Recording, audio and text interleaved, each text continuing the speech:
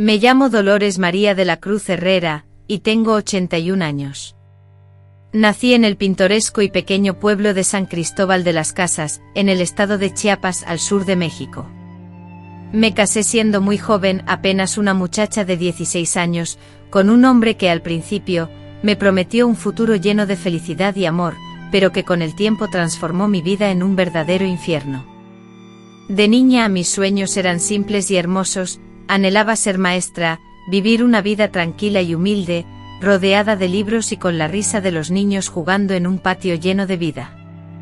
Sin embargo, poco a poco, esos sueños se fueron apagando, como la llama de una vela que se apaga por el viento implacable del sufrimiento y el dolor. Todo comenzó sutilmente, una mirada llena de celos aquí, una palabra hiriente allá, hasta que con el tiempo, me di cuenta de que ya no tenía control sobre mi propia vida ni siquiera sobre mi libertad personal. Durante muchos años viví recluida en mi propia casa, con las ventanas cerradas para no ver el mundo exterior y con el corazón completamente destrozado. Mi esposo, Alberto, era un hombre posesivo, extremadamente controlador y cruel en sus acciones. Aunque decía amarme, su amor era en realidad una prisión hecha de barrotes invisibles pero igualmente opresivos. Mientras las otras mujeres del pueblo iban al mercado a comprar o se reunían en la plaza para conversar y reír, yo permanecía encerrada en mi casa, sintiéndome como un pájaro que no podía volar, y nadie, ni mi propia madre ni los vecinos, hacía nada para ayudarme o rescatarme. Todos veían en mí una afortunada por tener un esposo tan comprensivo y solidario. Sin embargo, ignoraban que mi anhelo más profundo era la libertad, la posibilidad de decidir mi propio camino. Esta es mi historia, una vida que no ha sido sencilla, pero que espero sirva de ejemplo y motive a otras mujeres a romper esquemas y buscar su propia felicidad. Si me estás escuchando ahora, te pido un favor, ayúdame a que mi relato se difunda. Suscríbete al canal, comparte este vídeo en WhatsApp y déjame un comentario indicando desde dónde lo estás viendo, me encantará leer cada uno de ellos. Cuando conocí a Alberto era encantador, siempre sonriente y con una personalidad protectora que a mis 15 años confundí con amor verdadero. Me regalaba flores, me esperaba a la salida de la escuela, y me juraba que yo era la mujer de su vida. Mi madre, complacida, consideró que era un buen partido, proveniente de una familia de agricultores de renombre. A los pocos meses me pidió matrimonio y, siguiendo las costumbres de la época, acepté. Yo no era más que una joven que soñaba con vestidos blancos y finales felices, sin ser consciente de lo que realmente implicaría esa decisión. Durante los primeros meses de casados, nuestra vida parecía idílica. Habitábamos una modesta casa en Comitán y yo albergaba la esperanza de convencer a mi esposo, con el tiempo, de que me permitiera retomar mis estudios. Sin embargo, cuando le expuse la idea de volver a estudiar, su rostro se ensombreció repentinamente. Con un golpe seco sobre la mesa y una voz tajante, declaró: «Mi esposa no necesita educación. Tu deber es ocuparte de la casa y de mí». En ese instante una sensación gélida me recorrió, una premonición quizás, que decidí ignorar. Las restricciones comenzaron sutilmente al principio, me prohibió salir sola, luego vetó cualquier visita, e incluso llegó a impedir el contacto con mis hermanas. Intenté dialogar, me derrumbé en llanto, imploré, pero solo obtuve un silencio glacial o una explosión de ira. El miedo se apoderó de mí, temía el sonido de la puerta al abrirse, el eco de sus pasos, la intensidad de su mirada cuando se enfurecía. Era como vivir al lado de un volcán a punto de erupcionar. Mi ausencia en el vecindario entonces comenzó a generar inquietud entre las demás mujeres. Cuando me veía a alguien en la calle, algunas personas preguntaban por mí, y él respondía que estaba enferma, o muy cansada, o incluso que estaba embarazada otra vez. La verdad era que mi salud se deterioraba día a día, y mi estado emocional era un desastre, pero él lo ocultaba con su habitual amabilidad y buena educación en público. Nadie desde fuera podía imaginar la realidad que vivíamos dentro de nuestra casa. Lo más terrible fue que poco a poco me acostumbré a esa situación. Sí, es horrible admitirlo, pero cuando el sufrimiento es constante, el cerebro empieza a convencerse de que es algo normal. Me miraba al espejo y ya no reconocía mi propia cara, las ojeras, la tristeza reflejada en la mirada, la delgadez del cuerpo. Aún así me repetía a mí misma, es solo un día más. Mañana, quizá, me sienta mejor. Esa esperanza, por pequeña que fuera, era lo único que me mantenía con vida. Solo muchos años después comprendí la verdad, yo no estaba viviendo, solo respiraba dentro de una prisión y nadie, absolutamente nadie, imaginaba cuánto tiempo duraría mi encierro. Un día, él cerró con llave todas las ventanas de la casa. Dijo que estaba harto de que nos observaran y nos espiaran, que necesitaba vivir solo para sí mismo, y que las miradas malintencionadas nos estaban haciendo daño. Retiró las cortinas reemplazándolas con pesadas tablas de madera, transformando la casa, que antes se inundaba de la brillante luz matutina mexicana, en una oscura y lúgubre cueva. Yo, convertida en una sombra de mi antiguo ser, sufrí un ataque de pánico la primera semana sin luz natural, sintiendo como si me sepultaran viva. Lloré desconsoladamente agotando mis lágrimas, pero él permaneció impasible, justificando todo en nombre de nuestro bien. Me dejaba encerrada bajo llave al salir para su trabajo, tratándome como a una criminal. Un día intenté pedir auxilio a través de la ventana, pero al oírme me golpeó brutalmente, dejándome postrada en cama por 3 días. Tras ese incidente algo se rompió irrevocablemente en mi interior, y empecé a obedecer sin protestar, consumida por el miedo.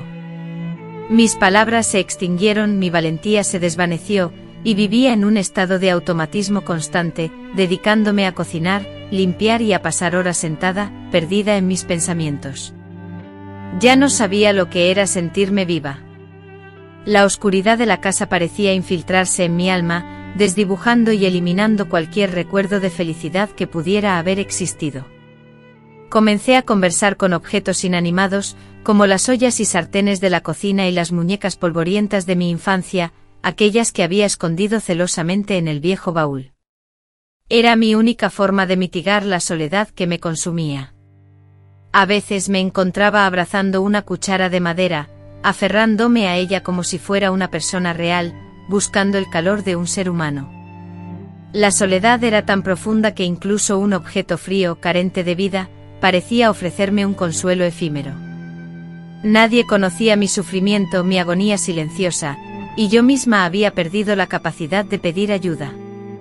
Incluso escribí una carta, una súplica desesperada, y la deslicé por debajo de la puerta con la esperanza de que alguien la leyera. Pero el cartero nunca llegó, o tal vez Alberto, mi esposo, la encontró primero, interceptando mi grito de auxilio. Nunca lo sabré con certeza. Lo que sí sé es que después de aquel día, instaló una segunda cerradura en la puerta principal y hasta quitó el timbre, aislándome aún más del mundo exterior. El mundo se volvió borroso, distante, mientras yo me transformaba en un retrato en blanco y negro, atrapada en mi propia existencia. Pasaron tantos años en esa penumbra que perdí la cuenta de los cumpleaños, de los cambios de estación y de los sueños que nunca pude realizar. Pero lo peor estaba por llegar. Lo único que me reconfortaba, en esos momentos de desesperación, era el recuerdo de mis hijos. Tuve 3, todos nacidos en casa, con la asistencia de una partera. Cuando eran pequeños, aún sentía un atisbo de alegría, un resquicio de esperanza en medio de la oscuridad. El eco de sus risas infantiles, el aroma inconfundible a leche y pañales, los tambaleantes primeros pasos que daban, todo eso se desvaneció cuando Alberto, con la firme convicción de que la disciplina era primordial, decidió enviarlos a un internado. Sus palabras resonaron en mis oídos, y de nuevo, la soledad se apoderó de mí. Durante las visitas, que se espaciaban cada 2 meses, procuraba ocultar las marcas de los golpes con prendas holgadas y un maquillaje ligero, intentando mostrar una fachada de normalidad. Mis hijos, aún muy pequeños, no entendían la realidad que vivía. Un día mi hija mayor, con la inocencia propia de su edad, me preguntó por qué lucía tan triste. Incapaz de articular palabra, solo pude abrazarla, sintiendo que ese abrazo era la única verdad que me permitía ser durante meses. Tras su partida me derrumbaba, era como experimentar la muerte y el renacimiento cada 2 meses. Imploré a Alberto que me permitiera salir con ellos, aunque fuera una vez al mes, pero siempre encontraba una excusa: la ciudad era peligrosa, yo no sabía comportarme, o haría el ridículo. Paulatinamente las visitas se fueron reduciendo. Con el tiempo solo me llegaban noticias a través de cartas que él mismo redactaba, haciéndolas pasar por mías. Estaba sometida a un control absoluto, una auténtica prisión mental que me consumía lentamente. Algunos días la desesperación me llevaba a soñar despierta, visualizaba pasear libremente por la plaza de San Cristóbal, escuchando el tañido de las campanas de la iglesia, aspirando el aroma del maíz recién asado en los puestos. Pero la cruda realidad siempre volvía: los gritos que rasgaban el aire, las puertas cerradas con llave, el silencio asfixiante. Mi propio cuerpo comenzó a deteriorarse, perdí casi todos mis dientes y mi columna se había encorvado, doblegada por el peso del miedo que se había acumulado dentro de mí. Y la pregunta persistía, martillándome la mente: ¿cuándo acabaría esto? Los domingos, con una sonrisa forzada, simulábamos una felicidad que no existía. Él ponía música a todo volumen, obligándome a bailar y a sonreír como una marioneta, fingiendo ante los vecinos una normalidad inexistente. Al terminar la canción, apagaba la radio y me encerraba en mi habitación. La transición era brutal, como una caída libre desde las alturas hasta el duro suelo de la realidad. Pero ya no derramaba lágrimas. El miedo me había vaciado por completo, y fue entonces cuando todo cambió. Una mañana, después de años de vivir atrapado en la monótona y sombría rutina diaria, escuché un sonido inusual que provenía del patio trasero. Era un maullido muy débil. Un pequeño gatito, presumiblemente hambriento y abandonado, había logrado entrar a mi propiedad a través de una abertura en la pared del fondo, ubicada cerca del antiguo pozo. La presencia de esa diminuta criatura me llenó de una inesperada ternura. Era la primera vez en mucho tiempo que una nueva vida, ajena a las órdenes de Alberto, entraba en mi hogar. Comencé a alimentarlo con sobras de comida que escondía celosamente, y el gatito se convirtió en mi silencioso compañero. Lo llamaba Solito, reflejando la profunda soledad que ambos compartíamos. Solito me esperaba pacientemente todos los días en la puerta de la cocina, anhelando mi compañía. Me sentaba en el suelo con él, susurrándole palabras como si realmente pudiera entenderme. Era una sensación extraña, pero la llegada de ese pequeño animal despertó en mí algo que había permanecido dormido durante mucho tiempo: la capacidad de amar sin temor. Por primera vez en años volví a sonreír, aunque fuera una sonrisa discreta y contenida. Escondido en las sombras de mi vida, fue Solito quien me hizo comprender que el mundo exterior aún existía. Un día el gatito, impulsado por la curiosidad, salió corriendo al patio, y a través de la estrecha ranura del portón, vislumbré la calle. Fue una experiencia surrealista sentir el sol acariciando mi rostro nuevamente. Los sonidos del mundo exterior, el eco de pasos, el murmullo de las voces, el rugido de los coches, me transportaron a un universo completamente distinto. Mi corazón se desbocó de emoción y temor. Aquella imagen, grabada a fuego en mi memoria, me persiguió durante días. A partir de ese instante, la idea de una posible fuga se instaló en mi mente. Guardé esa esperanza en secreto y comencé a analizar meticulosamente mi entorno, observando cada detalle con una nueva perspectiva: las cerraduras, los hábitos de Alberto, sus idas y venidas.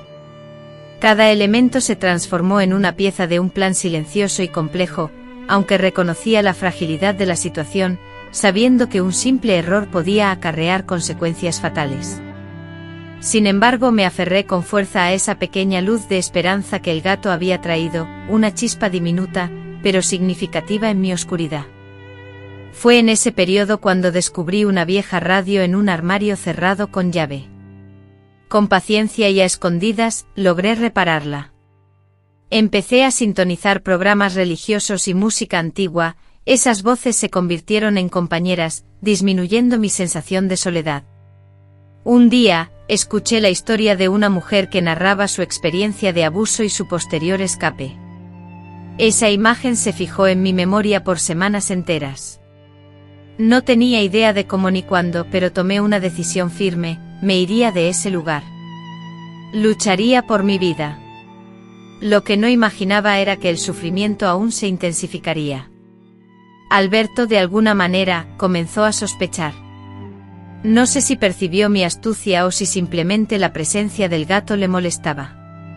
Un día, llegó a casa antes de lo habitual y encontró a Solito, mi único amigo, durmiendo plácidamente en la alfombra de la sala. Sin piedad, agarró al pobre animal por el cuello y lo arrojó con fuerza al suelo. Grité desesperadamente, me arrodillé y supliqué, pero fue inútil. Solito murió en mis brazos. Fue uno de los dolores más profundos que he experimentado. Él era mi único amigo y lo sabía. Lloré durante días. Apenas podía probar bocado. La ira, una furia silenciosa, comenzó a consumirme. No era solo tristeza, era una rebelión interna. Algo en mí cambió para siempre ese día. Miré a Alberto con un odio tan intenso que por un instante pareció intimidado, pero rápidamente recuperó su tono dominante. Con frialdad, sentenció que su esposa no era para criar animales. Guardé silencio, pero en mi interior juré que se arrepentiría amargamente. Fue en ese momento cuando los castigos cambiaron. Me encerraba en el sótano, un espacio lúgubre y frío que solíamos utilizar como despensa. Allí, en la oscuridad y la humedad, pasaba horas, a veces días, sin luz ni comida. La primera vez que me encerró creí que moriría, pero la muerte no llegó. El tiempo transcurrido en ese agujero me enseñó a meditar, a entablar conversaciones conmigo misma, a recordar quién era antes de que el dolor me consumiera en esa oscuridad. Comencé a reconstruir mi identidad, recordé mi infancia, las canciones que entonaba mi abuela, las tardes jugando en la plaza principal y mi sueño de convertirme en maestra. Mentalmente escribía cartas a mis hijos, a mi madre, a mí misma, aunque no tenía papel, repetía las frases hasta memorizarlas. Era mi forma de resistir, una protesta silenciosa. Cada vez que salía del sótano, regresaba más fuerte, con más frío y, quizás, con menos miedo. Ya no era aquella joven que se derrumbaba ante cualquier cosa. Ella, una mujer astuta y decidida, planeaba meticulosamente su escape, consciente de que su momento oportuno se acercaba. Sabía que él, el hombre que se arrogaba el control sobre su vida, rendiría cuentas, no por venganza, sino a través de la revelación de la verdad. Y esa verdad, pronunciada con coraje, era el arma que desmantelaría la prisión que la aprisionaba. Sin embargo, la liberación no llegó hasta después de un castigo, tras el cual se reveló una posibilidad inesperada. Una tarde, después de permanecer casi 2 días en el oscuro sótano, reparó en un detalle que antes había pasado desapercibido. En la esquina izquierda, junto a las vetustas tablas, se abría una grieta, fina pero suficiente para dejar pasar un haz de luz exterior. Su pulso se disparó. Comenzó a excavar con sus manos y posteriormente, con una cuchara improvisada hallada en el suelo. La tarea era ardua y dolorosa, pero percibía que esa grieta era mucho más que eso, representaba su oportunidad. Semanas enteras transcurrieron en una labor silenciosa y clandestina. Utilizaba trozos de tela para ocultar la tierra y limpiaba minuciosamente el área antes del regreso de Alberto. Cada centímetro ganado era un triunfo. Gradualmente empezó a percibir el olor de la calle y a agudizar su capacidad auditiva, detectando mejor los sonidos del exterior. Sentía la libertad como la bocanada de aire fresco que entra por una ventana después de haber estado sofocado durante años. El temor a ensuciarme las manos, a mancharme, había desaparecido. Ahora solo anhelaba vivir y estaba dispuesto a pelear hasta el final por ello. Mientras cavaba, la mente se me llenaba de planes, la posibilidad de escapar en la oscuridad de la noche, dejar una nota de despedida o simplemente desvanecerme sin dejar rastro. Sin embargo, el miedo, un monstruo persistente, seguía acechando. Que me aguardaba afuera, sin dinero, sin identificación, y con la incertidumbre de saber si mis hijos siquiera me recordaban. ¿Me reconocerían? ¿Estarían dispuestos a aceptarme? Estas dudas me atormentaban, pero no eran más fuertes que la determinación de empezar una nueva vida. Comencé a acumular provisiones de comida y agua en un escondite pensando que si lograba escapar, al menos tendría lo necesario para sobrevivir un día en la calle. Me asaltaban preguntas como qué ropa ponerme, si debía cortarme el pelo para cambiar mi apariencia. Era como planear un rescate, mi propio rescate. A veces el temor a la locura me invadía, pero rápidamente recordaba, la verdadera locura era haber vivido 20 años en prisión y seguir creyendo que eso era normal. En una mañana tranquila, terminé de cavar un hoyo pequeño, pero lo suficientemente amplio como para que mi cuerpo cupiera. Al otro lado, se extendía un terreno baldío, cubierto por una hierba alta y dominado por un silencio absoluto. Mi corazón martilleaba con fuerza, tanto que sentía que iba a escaparse por mi garganta. Regresé a la casa y pasé horas observando el hoyo, sopesando el momento oportuno. Era consciente de que no tendría otra oportunidad, pero el destino es caprichoso. Me concedió el hoyo aunque la oportunidad se demoró, ya que esa misma semana, Alberto sufrió un derrame cerebral en casa, y todo cambió radicalmente. Era una mañana de martes, húmeda y gris. El cielo parecía pesado sobre la ciudad y el aire tenía un olor inusual, como si el universo entero estuviera conteniendo la respiración. Alberto se levantó como de costumbre, quejándose de que el café no estaba a su gusto. Mientras yo lavaba los platos, escuché un golpe seco detrás de mí. Me giré de inmediato y lo vi tendido en el suelo de la sala, con el rostro desfigurado por el dolor, los ojos desorbitados y emitiendo un sonido gutural y extraño. Un instante después de presenciar el derrame cerebral, me quedé paralizada. Mi cuerpo entero vibraba, pero no por temor, sino por una mezcla desconcertante de estupor y alivio. Él postrado frente a mí, había sufrido un derrame, y yo era la única que podía socorrerlo. Sin embargo, no hice nada. Lo observé retorcerse, soltar quejidos y estirar la mano en busca de auxilio. Por primera vez en años, sentía que el poder estaba en mis manos. El tiempo pareció detenerse. Me arrodillé a su lado, clavé mi mirada en sus ojos y le susurré, ahora solo estamos tú y yo, pero la diferencia es que ya no tienes el control. Decidí llamar a la ambulancia, no por compasión, sino para mantener las apariencias. Si moría aquí en casa, me podrían acusar de algo. Cuando la ambulancia llegó, asumí el papel de la esposa angustiada. Lloré fingiendo que todo había sucedido de repente, que él se sentía mal desde hacía días. El equipo médico lo trasladó al hospital de Tuzla, y yo, por primera vez en 2 décadas, me quedé sola en la casa. El silencio que antes me oprimía, ahora se sentía como una caricia.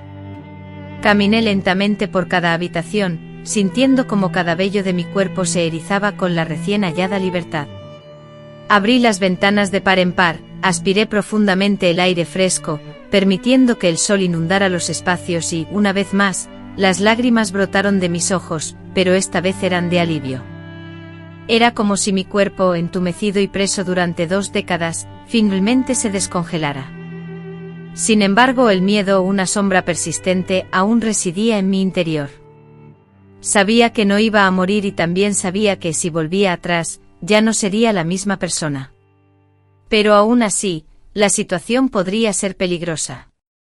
Necesitaba actuar, y hacerlo rápido. Era ahora o nunca. Con Alberto hospitalizado y los médicos prediciendo una larga recuperación, tomé la decisión que tanto había temido, huir. No se trató de una huida desesperada, sino de una cuidadosamente planificada. Comencé a reunir las pocas posesiones que tenía, unos billetes de $1 escondidos en un tarro de harina, un documento viejo entre las páginas de una Biblia polvorienta y un pañuelo bordado, regalo de mi madre antes de mi matrimonio. Después de tomar todas mis pertenencias, me dirigí hacia la pequeña abertura que había creado. La noche envolvía la ciudad en un silencio espeso y tenso mientras todos dormían. Yo, una mujer de 63 años con un cuerpo ya frágil, me vestí con la ropa más sencilla que pude encontrar, y respiré profundamente antes de pasar. Al cruzar el agujero, sentí como si estuviera atravesando el mismo centro del mundo, renaciendo a una nueva existencia llena de misterio. Me arrastré por el bosque hasta llegar a una calle secundaria.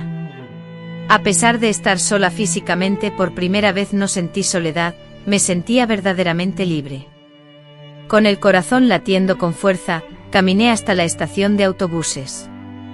Un conductor, al ver mi aspecto humilde y mis ojos llenos de temor, me transportó sin hacer preguntas hasta la entrada de un pueblo. Allí afortunadamente encontré a una mujer que brindaba refugio a mujeres sin hogar. Me presenté como María, temiendo ser reconocida, y recibí un colchón, comida caliente y, lo más importante, una persona dispuesta a escucharme. Después de años de silencio, por primera vez compartí mi vida con otra persona, un voluntario que me tomó la mano cuando el torrente emocional me derribó como a un niño.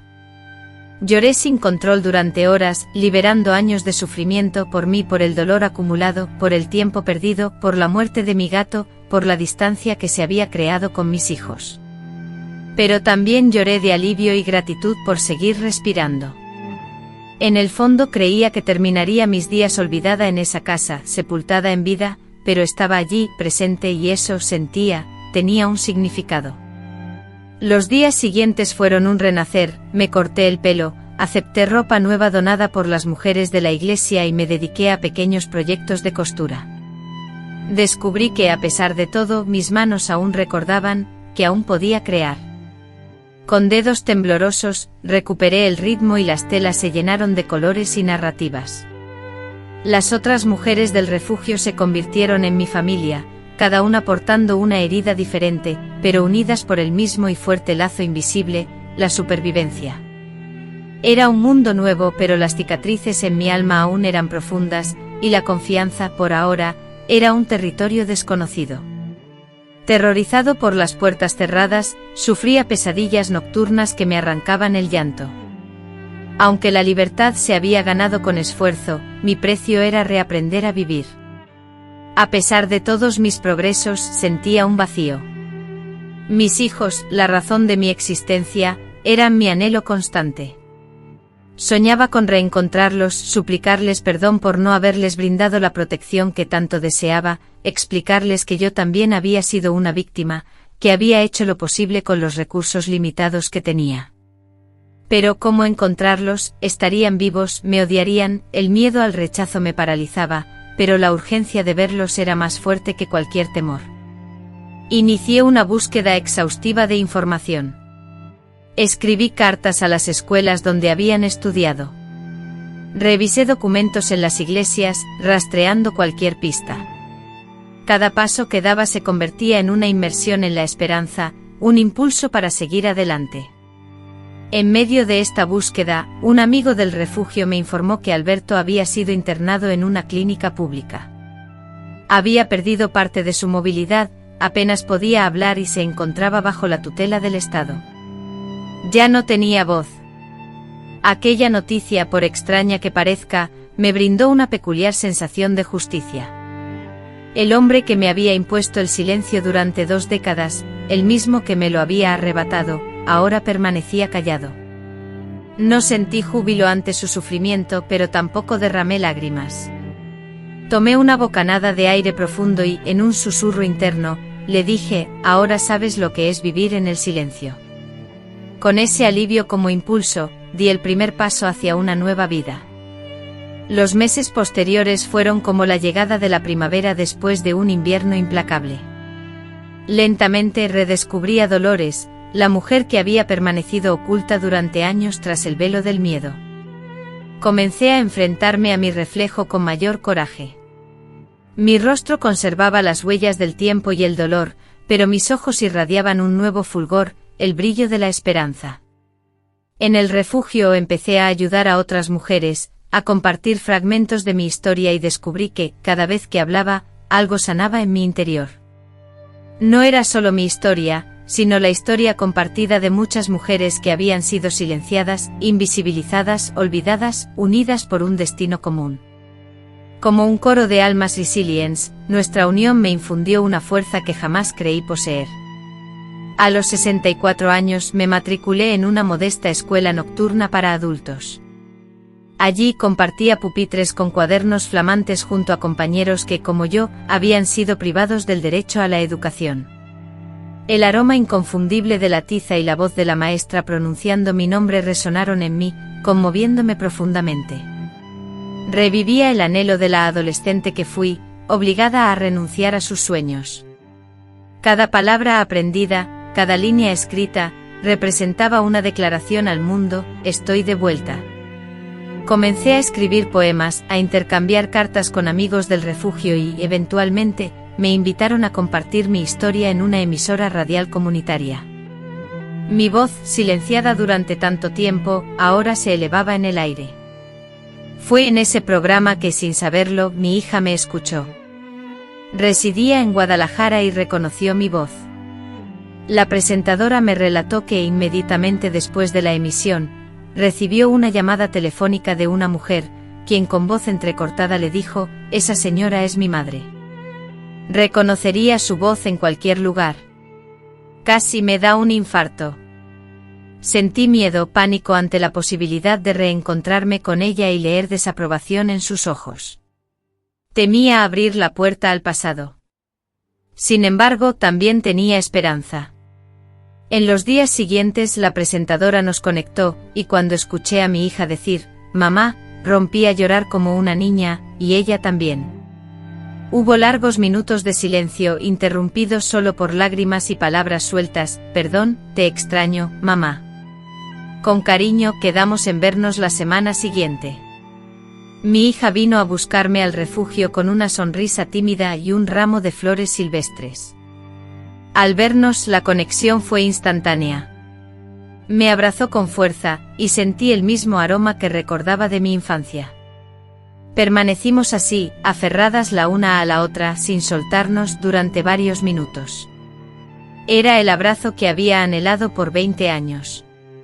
Me llevó a su casa, donde además me reencontré con mis otros 2 hijos. Aquellos hombres, ya padres de familia, me observaron con respeto, sin rastro de rencor. Confesaron que en su fuero interno siempre habían intuido que algo no estaba bien durante todos esos años, y que ahora, por fin, entendían. Siguieron días de profundas conversaciones, donde las lágrimas y las risas contenidas se mezclaban. Relaté mi historia completa, con cada detalle, y me escucharon con los ojos humedecidos por la emoción. Expresaron admiración por mi valentía y fortaleza. Aquello fue como una cura para mi alma. Yo, que durante tanto tiempo me había considerado frágil, era ahora un ejemplo a seguir. Juntos comenzamos a reconstruir nuestro vínculo con paciencia, cariño y dedicación. En medio de todo esto sentí que por fin estaba viviendo de verdad, no solo sobreviviendo. Después de nuestro reencuentro, mi hija insistió en que me quedara con ella. Su casa, aunque modesta, rebosaba amor. La habitación que me había preparado tenía flores frescas en la ventana, una alfombra llena de color y una colcha bordada con la palabra «Bienvenida». Las lágrimas brotaron al contemplar aquello. Cada detalle era como una caricia sobre una vieja herida. Él se esforzó por incluirme en absolutamente todo: las comidas compartidas, las animadas conversaciones y los agradables paseos. Me presentó a sus nietos, quienes inicialmente se dirigían a mí como la abuela que vive lejos. Sin embargo, en cuestión de días, me abrazaban con cariño y me rogaban que les contara cuentos antes de dormir. Era todo lo que siempre había anhelado. Por primera vez en mucho tiempo, sentí que volvía a ser parte integral de una familia. Mis mañanas transcurrían cuidando meticulosamente las plantas de mi pequeño y acogedor patio trasero, mientras que las tardes las dedicaba a coser con esmero la ropa para mis nietos. A menudo me sentaba tranquilamente en el porche a escribir en un diario personal, donde cada página se convertía en una parte esencial de mi proceso de sanación emocional. Comencé a transformar mi historia en palabras, como quien expulsa los fantasmas que lo atormentan. A sugerencia de mi hija, decidí compartir mi experiencia con otras mujeres, lo que me llevó a participar en reuniones con diversos grupos femeninos de la ciudad. Allí me escuchaban con atención, me brindaban su apoyo con aplausos y me abrazaban con calidez. Constantemente me decían, tu historia me ha dado la fuerza para salir de casa hoy. Ese era mi mayor anhelo, convertir el dolor en un puente de conexión, el sufrimiento en un camino hacia la salvación. Con el paso del tiempo me ofrecieron ser parte de un documental que narraba las historias de mujeres que habían logrado superar experiencias de violencia. Ante la cámara, sin temor ni vergüenza, compartí mi historia personal. Relaté cada detalle con voz segura y decidida, no con la intención de buscar venganza, sino para advertir a otras, para demostrar que es posible reconstruir la vida, incluso después de haber vivido décadas en la oscuridad.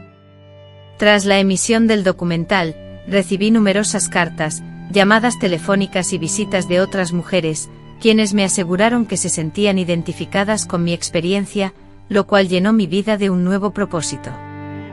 Yo, que pensaba que moriría olvidada, me convertí en una fuente de inspiración para muchas. Hoy, a mis 81 años, vivo con serenidad y ligereza. No poseo grandes lujos, pero disfruto de una paz interior profunda. Me despierto cada mañana con el aroma reconfortante del café. Escucho las risas alegres de mis nietos jugando en el jardín. Conversamos con mi hija mientras preparamos y pelamos las verduras juntas. A veces, al mirar el cielo, elevo una plegaria de agradecimiento a Dios por no haberme permitido rendirme, por haberme ayudado a encontrar una salida, por haberme dado la fortaleza para perseverar, resistir y creer en mí misma. Mi historia, si bien no culmina con un final feliz como en los cuentos de hadas, es profundamente real y auténtica. Es una historia de dolor, de superación y de un renacimiento personal. Si alguna mujer me está escuchando en este momento, quiero dejarle este mensaje: mereces ser libre, mereces que te escuchen. Ninguna adversidad, por grande que sea, puede aprisionar tu espíritu si decides liberarte. Aunque el camino hacia tu autenticidad parezca difícil, cada paso que das en esa dirección ya es una victoria. No te calles, porque tu voz es tu mayor fortaleza. Después de la publicación del documental, algo cambió profundamente en mí y en mi entorno. Comenzaron a acercarse a mí muchas personas, mujeres jóvenes, mujeres de mi edad y hasta adolescentes, todas deseosas de conocer mi experiencia, de entender cómo había superado tantas dificultades. Comprendí que mi historia, lejos de ser solo una herida dolorosa, también era una herramienta de sanación, un espejo para aquellas que aún se sentían atrapadas. Entonces empecé a recibir invitaciones para hablar en escuelas, centros comunitarios e incluso iglesias.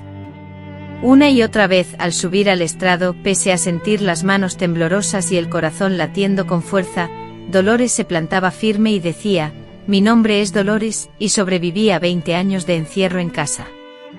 Hoy estoy aquí para decirles: tú también puedes salir adelante. Fue así como creó Almas Libres, un pequeño grupo de apoyo en la comunidad. Al principio solo eran 5 mujeres, pero en cuestión de meses, el grupo se había expandido a más de 40. Algunas acudían simplemente a escuchar, otras necesitaban hablar, desahogarse, ser escuchadas. No se juzgaba a nadie, solo se ofrecía aceptación. Compartían sus experiencias, oraban juntas y desenterraban viejos sueños que aún latían, ocultos en lo más profundo de sus almas. Una deseaba volver a pintar, otra anhelaba abrir un salón de belleza, y otra más solo quería dormir una noche completa sin pesadillas. Cada una cargaba un universo de sufrimiento, pero juntas construyeron un espacio donde la esperanza podía germinar. Aún recuerda a Carmen, una mujer que llegó con un ojo amoratado y la mirada extraviada. Ella relató que su esposo le había impedido salir de casa. Al finalizar su relato me apretó la mano con fuerza, afirmando: si tú lograste sobrevivir, yo también puedo. Fue en ese momento cuando entendí con mayor claridad el significado de mi lucha. No había ganado solo para mí, sino también para abrir camino a otras mujeres. Mi liberación se convirtió en una semilla sembrada en la tierra fértil de los corazones de mujeres que buscaban ejemplos. Comenzamos a organizar pequeñas ferias donde vendíamos bordados, dulces caseros y joyas hechas por nosotras mismas. Aunque no era mucho, representaba para muchas el primer dinero ganado con libertad. La sonrisa de una mujer al vender su primer producto con sus propias manos es algo indescriptible, comparable a un nacimiento. Solo el corazón puede comprender esa experiencia. Esas ferias nos unían y nos daban un sentimiento de pertenencia. Para mí, cada una de esas reuniones era como una celebración de cumpleaños, pero no del día en que nací, sino del momento en que mi espíritu renacía. En una de esas ocasiones, una joven se acercó y me abrazó con fuerza, diciéndome: «Señora Dolores, si usted se hubiera dado por vencida, hoy no estaría aquí». Ante esas palabras me quedé muda, luchando por no llorar. Fue entonces cuando entendí que mi labor era mucho más importante de lo que creía. La vida me había brindado una nueva oportunidad y debía honrarla ayudando a otros a encontrar su propia voz. Mi sufrimiento personal ahora tenía un significado, y mi pasado, que me había causado tanta vergüenza, se transformaba en una fuente de apoyo para aquellos que experimentaban el dolor en el presente. Fue así como surgió la idea de escribir un libro. Siempre me había gustado escribir, incluso cuando estaba en prisión, inventando historias y escribiendo cartas que nadie leería. Al salir, la pluma y el papel se convirtieron en mis mejores amigos y comencé a plasmarlo todo por escrito. En mis cuadernos se amontonaban recuerdos vívidos, sentimientos profundos, fechas grabadas en la memoria, frases que resonaban en mi mente y momentos que habían dejado una huella imborrable en mi vida. Un día, mientras releía estas notas llenas de mi historia, mi hija, con la perspicacia de una lectora innata, me dijo con convicción: «Mamá, esto es un libro. La gente necesita leerlo». Al principio me resistí a la idea. El miedo a la vulnerabilidad, a exponer mis secretos y a revivir heridas pasadas me frenaba. Pero con el tiempo comprendí que escribir no sería solo un desahogo personal, sino un testimonio, una forma de compartir mi experiencia y dejar un legado. Durante meses me senté en el porche con cuadernos desparramados y una taza de té humeante a mi lado, y me sumergí en la escritura. Escribí hasta que mis dedos dolieron por el esfuerzo. A veces me detenía y las lágrimas fluían libremente, otras veces una sonrisa iluminaba mi rostro mientras revivía mi vida, como si contemplara un álbum de fotos olvidado. Reviví el dolor, pero también, para mi sorpresa, redescubrí partes de mí que se habían perdido en el camino. El libro tomó forma lentamente, como una colcha de retazos cosida con lágrimas de tristeza y hilos de superación. Finalmente lo titulé La casa sin ventanas porque esa era, en esencia, la imagen de mi vida, una casa oscura, donde el sol no entraba, pero donde la luz interior, la esperanza, nunca se apagaba por completo. Una vez finalizado el manuscrito, se lo entregué a una profesora de la escuela donde había estudiado. Ella lo leyó en una sola noche y al día siguiente me llamó con la voz quebrada, afirmando que el libro debía ser publicado. Gracias al apoyo de la comunidad y a una campaña de financiamiento colectivo en Internet, logramos imprimir los primeros 100 ejemplares, que se agotaron rápidamente. El libro generó debate, fue presentado en escuelas y leído en grupos de mujeres. Recibí cartas de todo México de mujeres que expresaban haber encontrado la fuerza para abandonar relaciones abusivas gracias a mi historia. Comencé a impartir conferencias sobre el libro, siempre con mi pañuelo bordado sobre el hombro, el mismo que me regaló mi madre, un símbolo de mi resistencia.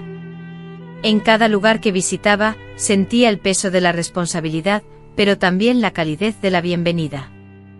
La gente no me veía con pena, sino con admiración, un sentimiento que nunca imaginé experimentar.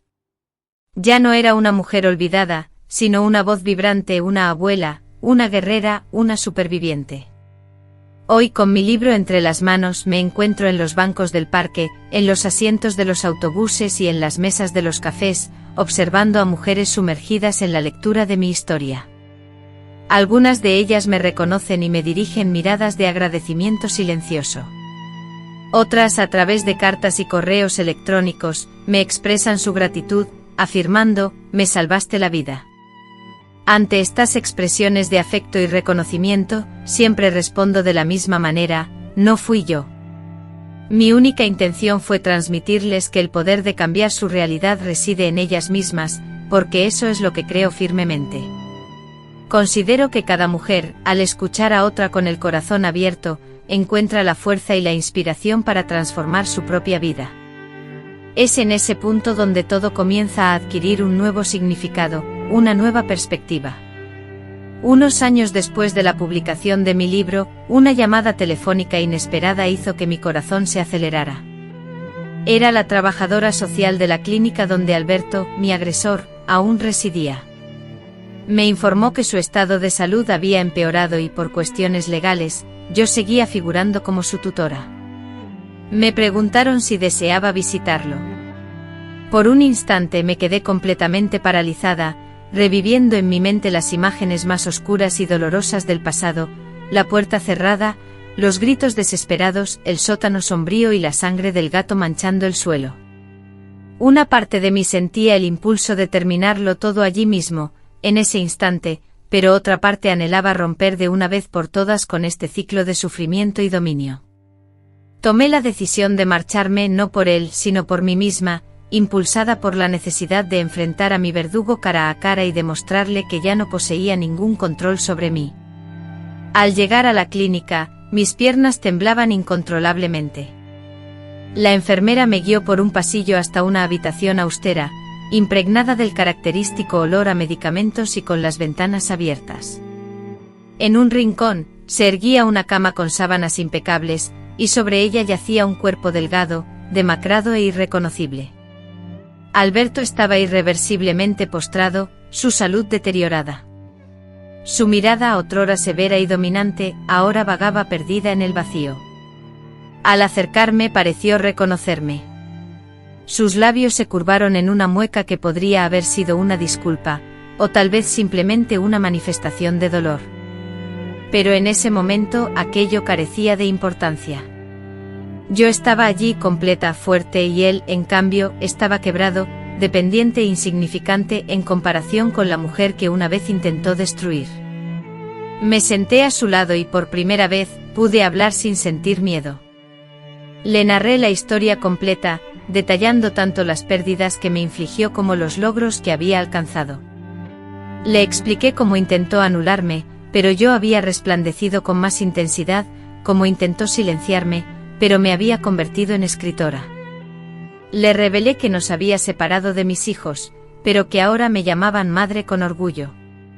Sin derramar lágrimas ni alzar la voz, hablé con la serenidad propia de quien ha vencido. La enfermera, que nos había observado con discreción durante la conversación, se acercó al final y me comentó: «Nunca he visto a nadie salir de una reunión tan tranquilo». Y así fue. Me sentía en paz. Al salir, me detuve frente a la puerta de la clínica y respiré profundamente. No volví la vista atrás porque ya no me quedaba nada que perder. Esa visita no era para él, sino para Dolores, quien durante 2 décadas había anhelado ser escuchada. Era el cierre simbólico de un ciclo. No deseé su muerte, pero tampoco sentí pesar cuando falleció meses después. Simplemente encendí una vela y oré, no por él, sino por mí misma, para no olvidar jamás quién soy ahora, libre, viva, completa. Tras aquel día una sensación de alivio inundó mi ser, el aire se sentía más puro, el sol acariciaba mi piel con mayor calidez, y la cercanía de la gente se hizo palpable. Sentí que por fin, podía vivir sin la opresión de las sombras del pasado. Con ese capítulo cerrado, me dediqué con mayor ahínco a las mujeres del grupo Almas Libres. Diseñé talleres de escritura donde cada una podía expresar su historia, dar nombre a su sufrimiento y plasmarlo en palabras. Fue una experiencia transformadora. Cada mujer que escribía sanaba un poco más, y yo, al ser testigo de su proceso, me curaba junto a ellas. Fue en esta etapa cuando los medios de comunicación comenzaron a interesarse por mi historia, y así, trascendió las fronteras de mi comunidad. La primera vez que vi mi nombre en un periódico nacional, sola en el balcón, las lágrimas brotaron de mis ojos. El artículo titulado «La mujer que forjó su propia libertad» narraba mi historia, mencionaba mi libro y el grupo Almas Libres, e incluía testimonios de mujeres que habían sido impactadas por mi trabajo. Jamás imaginé que una mujer de San Cristóbal de las Casas, que había vivido en silencio durante 2 décadas, llegaría a ser escuchada en tantos lugares. Pronto los mensajes comenzaron a llegar de diferentes estados de México, y luego de otros países, como El Salvador, Argentina y Colombia. Mujeres de estos lugares me escribieron, expresando que sus propias historias resonaban con la mía, y cada una de ellas me conmovió profundamente. Me invitaron a participar en una conferencia internacional sobre los derechos de las mujeres que se celebraría en Oaxaca. Subí al escenario portando mi pañoleta bordada con esmero y una rosa en la mano, símbolo de las mujeres de nuestro grupo. Compartí mi testimonio frente a cientos de personas, relatando mis experiencias de dolor y también mis logros. Al concluir, recibí una ovación de pie. Experimenté un sentimiento que nunca había imaginado, un profundo orgullo por mí misma. No era vanidad, sino un genuino honor, era el reconocimiento a una vida que casi había sido silenciada, pero que ahora se convertía en una fuente de inspiración para otras. Después de este evento fui invitada a grabar un documental más extenso, que se transmitiría en una plataforma internacional. Las cámaras documentaron mi vida durante días en el refugio, registrando mis interacciones en las terapias grupales, mis momentos compartidos con mis nietas, y mis silenciosas oraciones en el jardín. Revivir esa experiencia, volver a narrarla, fue un proceso doloroso, pero lo consideré imprescindible. Mi objetivo no era revivir el sufrimiento, sino demostrar que la recuperación es posible, que incluso después de 2 décadas de silencio y olvido, es factible renacer. Recibí propuestas para traducir y publicar el libro en otros idiomas, y acepté porque sentí que mi misión ahora era clara, que ninguna mujer, sin importar su idioma, se sintiera sola. Las redes sociales también me abrieron sus puertas. Creamos un grupo en línea donde compartíamos mensajes, vídeos y fragmentos del libro. Semanalmente recibíamos decenas de mensajes de mujeres que afirmaban que mis palabras les habían brindado esperanza y les habían salvado la vida. Una joven chilena comenzó a llamarme Abuelita de la Esperanza, un apodo que se popularizó rápidamente.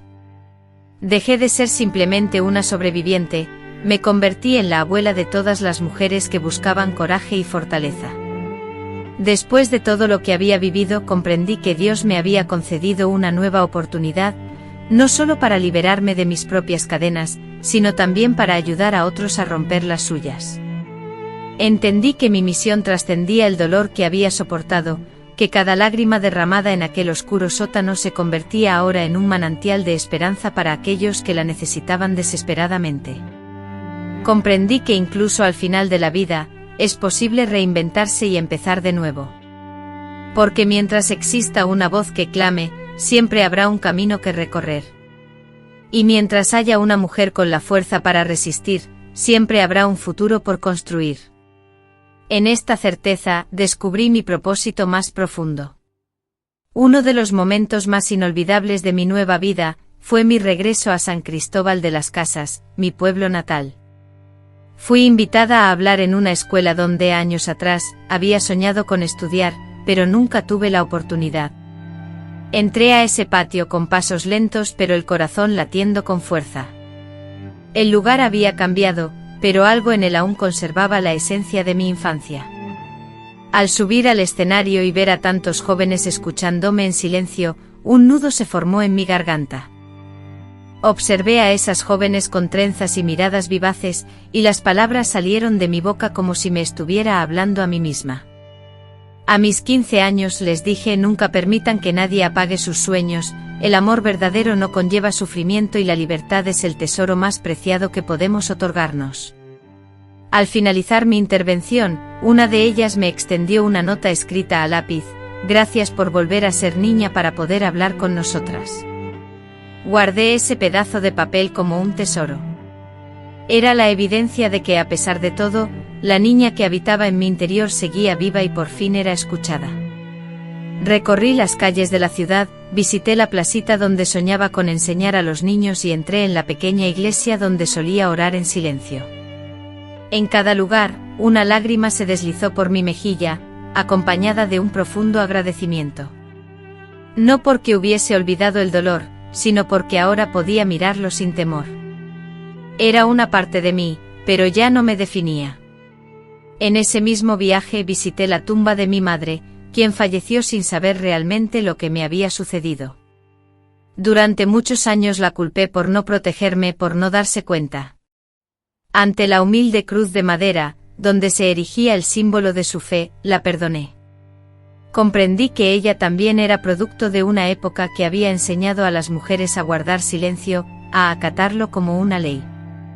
Entonces elevé una plegaria por ella, por mí y por todas las mujeres que nos precedieron, aquellas que no pudieron alzar su voz. Susurré una promesa: seguiré gritando por todas nosotras. Al regresar a casa experimenté la satisfacción del deber cumplido, pero también un sentimiento nuevo, el de pertenencia. Por primera vez sentí que tenía el control absoluto de mi ser, de mi pasado y de mi futuro. Ya no era la mujer desorientada que deambulaba por los pasillos de la casa del terror. Ahora era una mujer completa, con arrugas que narraban historias y ojos que irradiaban vida. Incluso me reencontré con primos y amigos de la infancia, quienes me abrazaron con lágrimas en los ojos, y me confesaron: pensábamos que habías muerto. A lo que respondí, en cierto sentido, así fue. Sí, morí, pero también renací. Este renacimiento me impulsó a iniciar un nuevo proyecto, talleres de escritura para mujeres mayores. Anhelaba que otras abuelas compartieran también sus vivencias, incluyendo sus sufrimientos, sus éxitos y sus alegrías, ya que el mundo necesita escuchar las experiencias y la sabiduría de las mujeres mayores. Reconocía que nuestra voz no es débil, es una voz ancestral que encierra la fortaleza de quienes han transitado por el tiempo y aún permanecen firmes. Fue así, honrando a mi niña interior, que me transformé en la mujer más fuerte que jamás hubiera creído posible ser. Actualmente mi vida es simple, pero está repleta de significado. Resido en la misma casa que mi hija, mi yerno y mis nietos. Me despierto temprano, preparo café para todos y expreso mi gratitud por un nuevo día. Dispongo de una pequeña mesa de madera donde escribo cartas, coso y leo las reflexiones de las mujeres que me siguen en el grupo, es mi espacio de tranquilidad. A veces concedo entrevistas, otras simplemente me dedico a observar el devenir de la vida en el jardín, contemplando a mis nietos jugando y el crecimiento de las plantas. En cada pequeño detalle encuentro un motivo para seguir adelante, y mi hija me observa con admiración. Me asegura que soy su modelo de fortaleza, y para mí, ese reconocimiento supera cualquier premio material. Mis nietos me llaman cariñosamente abuelita luchadora, y cuando me solicitan un cuento, lo hago gustosamente, pero no me limito a narraciones de fantasía. Les comparto relatos de la vida real con sus momentos de dolor, sus pérdidas y dificultades, pero también con ejemplos de valentía, superación personal y la esperanza de nuevos comienzos. Deseo que entiendan que nadie nace con la fuerza inquebrantable, pero todos tenemos la capacidad de elegir ser fuertes y que el amor genuino no causa sufrimiento. El amor verdadero nos protege, nos brinda consuelo y nos impulsa a crecer. Cada domingo organizo pequeñas reuniones en el barrio con otras mujeres. Nos reunimos para tomar café, compartir nuestras experiencias y cantar canciones que nos evocan recuerdos. Es un ritual que nos ayuda a sanar. Algunas llegan tímidas y temerosas de revelar sus vivencias, pero basta un breve lapso para que la confianza se establezca.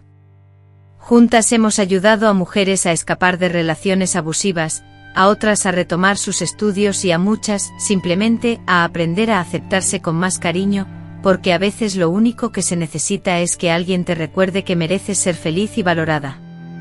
Aunque nunca he sido una persona perfecta, he experimentado la ira, el deseo, la sed de venganza y la tristeza más profunda.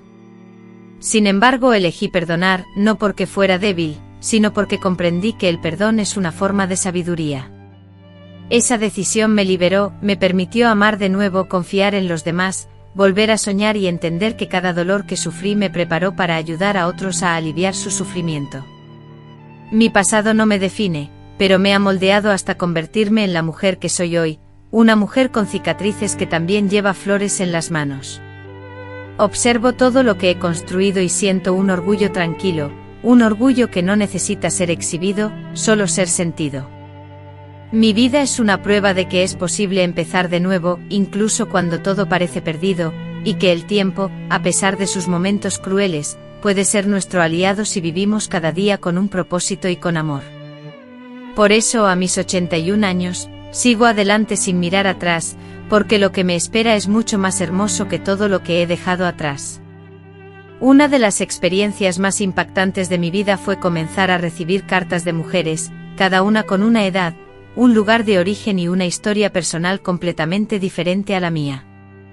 Algunas de estas cartas llegaban por correo postal tradicional, adornadas con sobres de colores vibrantes, impregnadas de perfume y con rastros de lágrimas secas que denotaban la emoción al escribirlas. Otras llegaban a través de mensajes privados en la plataforma de la comunidad en línea, Almas Libres. Con el corazón abierto y lleno de curiosidad, leía cada una de ellas. Algunas de estas cartas resonaban tan profundamente con mis propias vivencias, que me provocaban escalofríos. Otras, aunque diferentes en sus detalles, compartían la misma esencia, el anhelo de mujeres que luchaban por encontrar su voz, por expresarse en medio del ruido ensordecedor del miedo. Una carta en particular dejó una huella imborrable en mí. Provenía de una joven de 22 años, residente en una zona rural de Veracruz, que, conmovida, me escribía: «Señora Dolores, su historia me salvó el día en que estuve a punto de rendirme y abandonar todo.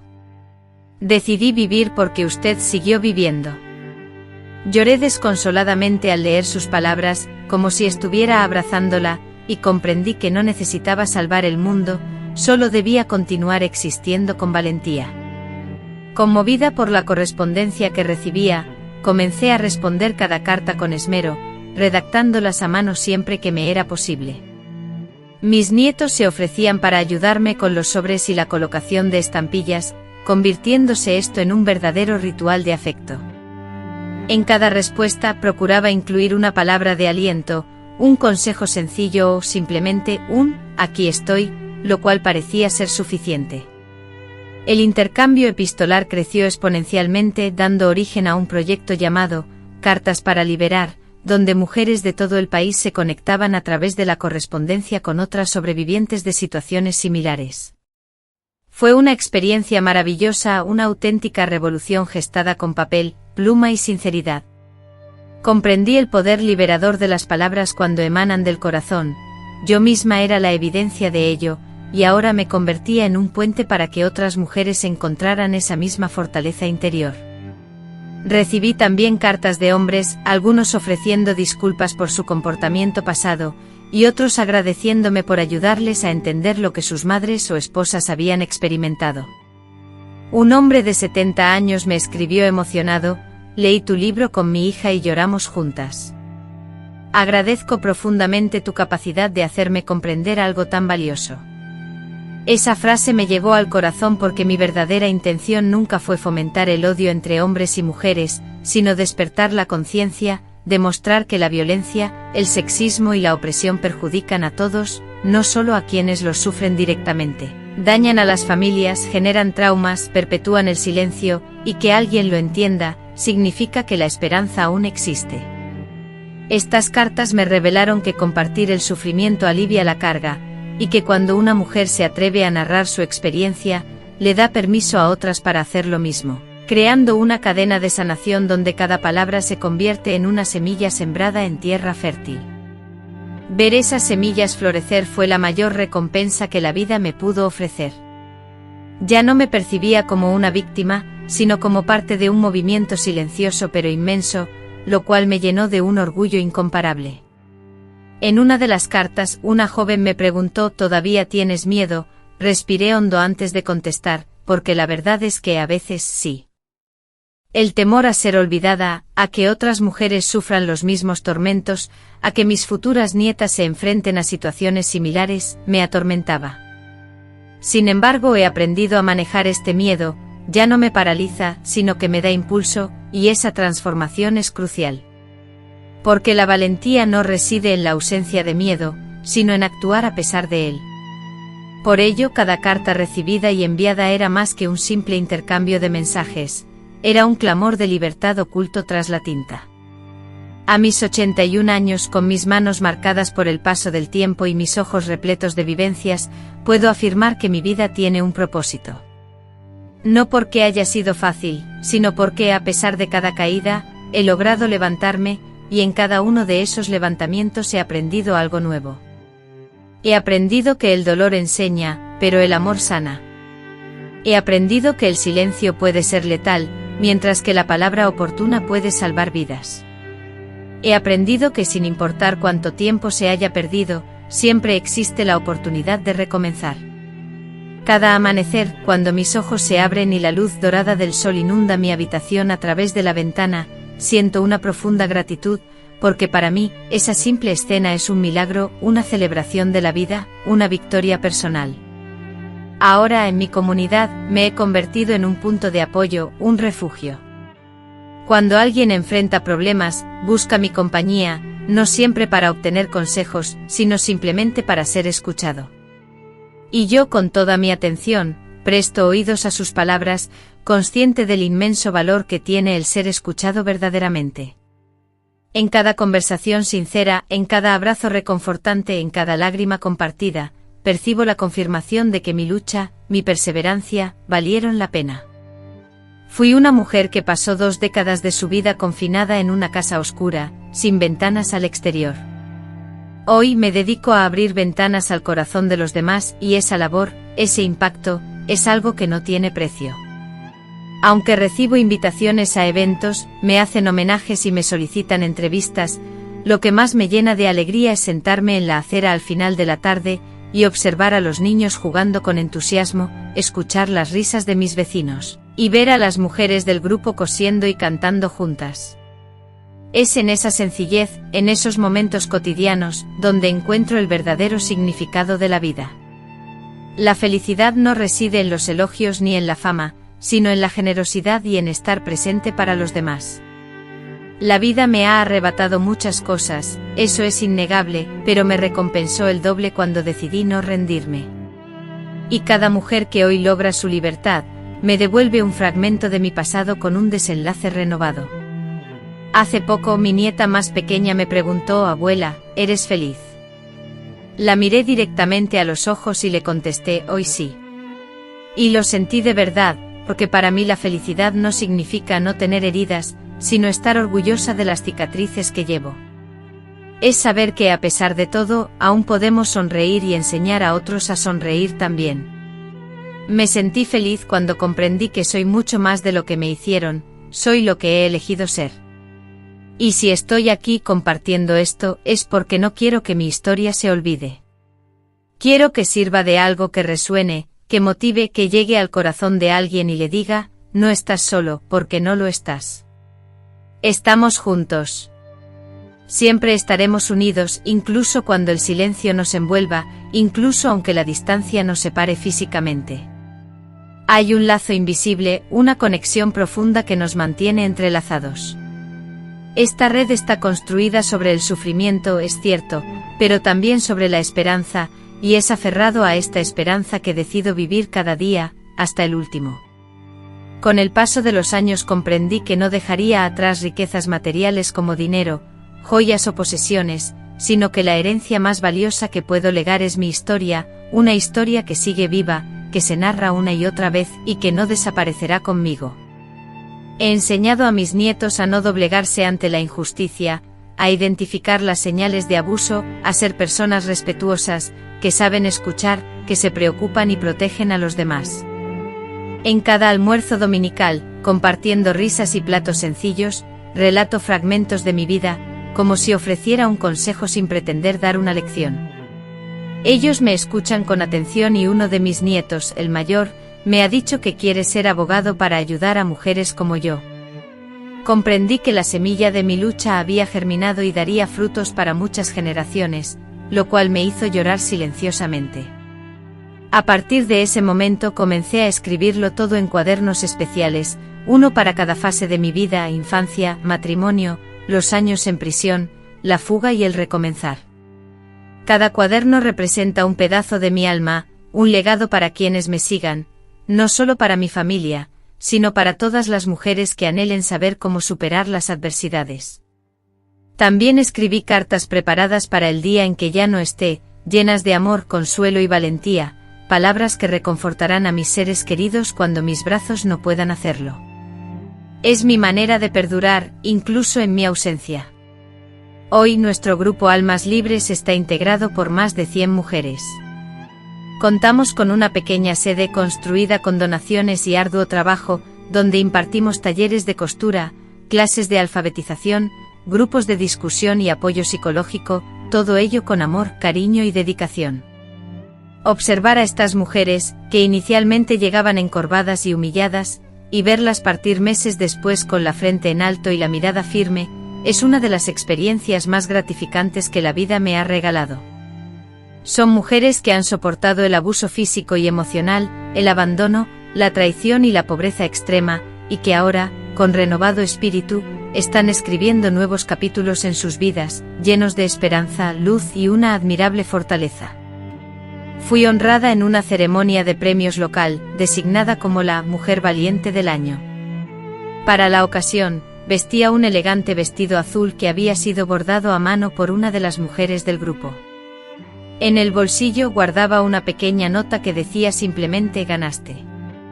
Al subir al escenario y tomar el micrófono, respiré profundamente y expresé: este reconocimiento no es solo mío, sino de cada mujer que se vio obligada a forjar su propio camino de salida, de cada madre que amó en silencio y de cada mujer que sobrevivió a la adversidad sin ser vista ni escuchada.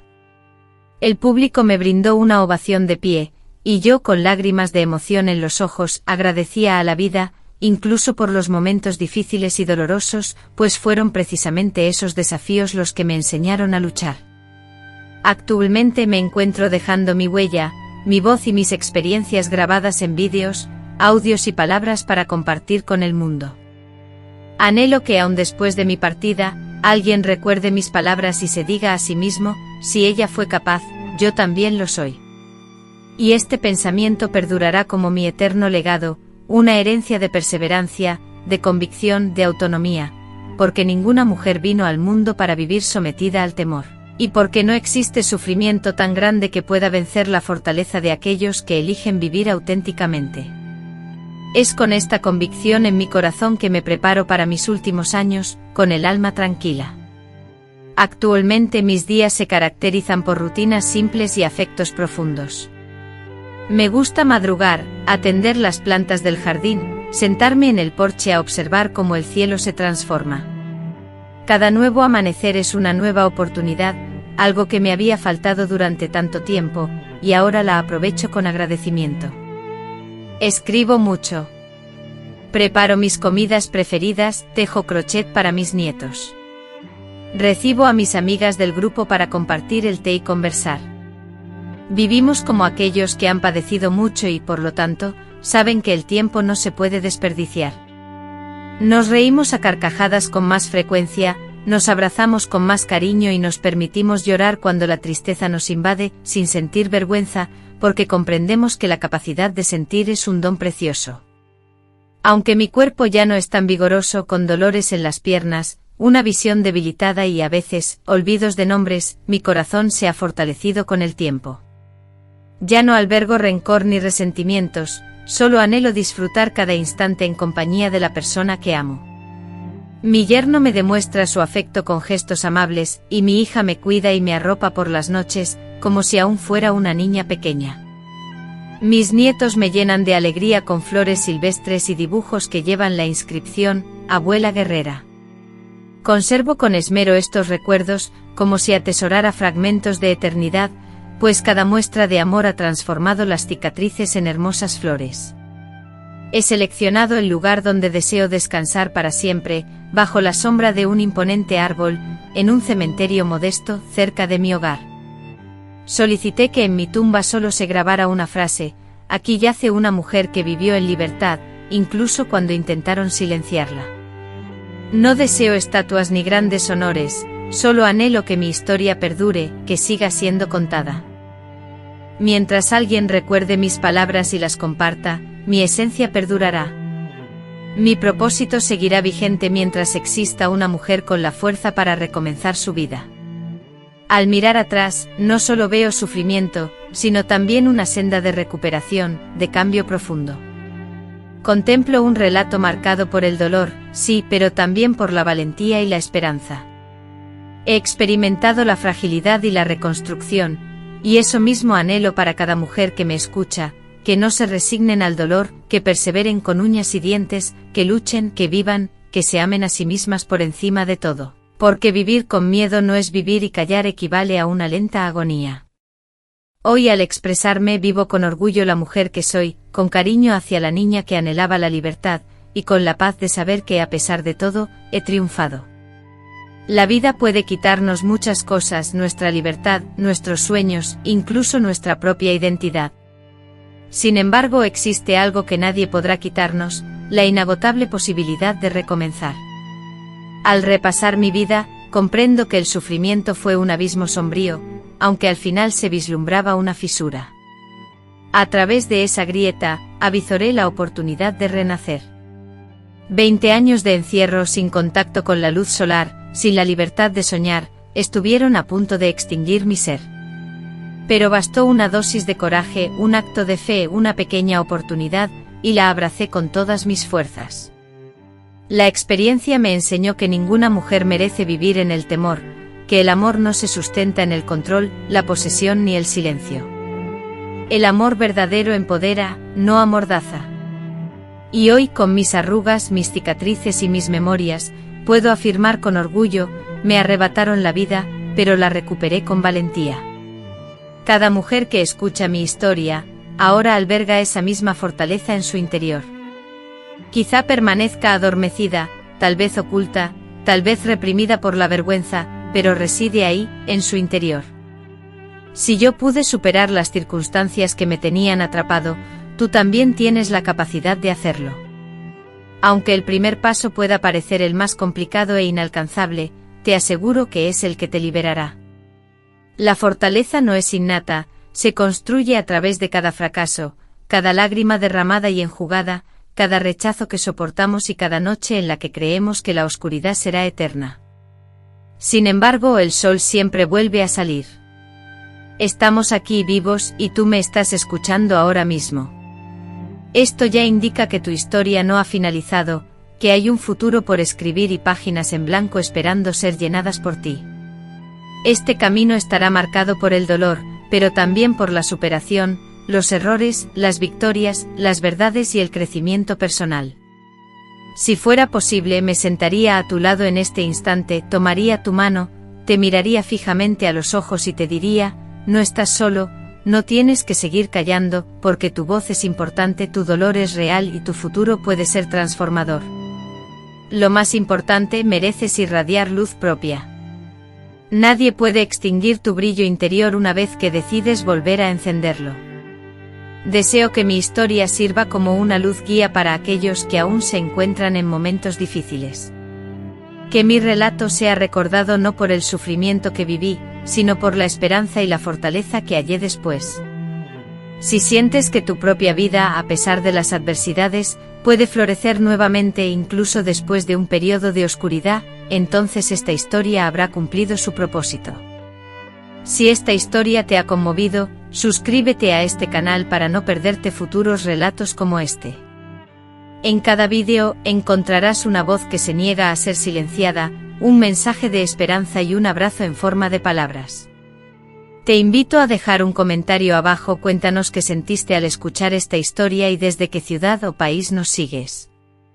Leo todos los comentarios con cariño y me emociona saber el impacto de este mensaje. Saber que te llega me fortalece mucho. Te animo a compartir esta historia en tu WhatsApp ahora mismo, ya que, aunque parezca un gesto pequeño, podría ser crucial para alguien que necesite escuchar estas palabras hoy. Un amigo, un vecino, una madre o una abuela, cualquier persona puede ser ese vínculo crucial que altere el curso de la vida de alguien. Por favor, no te reserves este mensaje, no te vayas. Si te gusta este vídeo, realmente ayudas a que nuestro canal crezca y nos permites compartir este contenido con más personas. Cada me gusta es un apoyo a nuestra causa, a la libertad, la sanación y la escucha atenta. Finalmente te invito a ver el siguiente vídeo que encontrarás aquí en la pantalla. Presenta otra conmovedora historia, la de una mujer que también superó lo imposible. Seguro que te emocionará profundamente. Muchísimas gracias por estar aquí. Agradecemos tu escucha y que nos ayudes a dar voz a aquellos que han permanecido en silencio durante tanto tiempo. Hasta el próximo vídeo. Que vivan con valentía, con verdad y con mucho amor.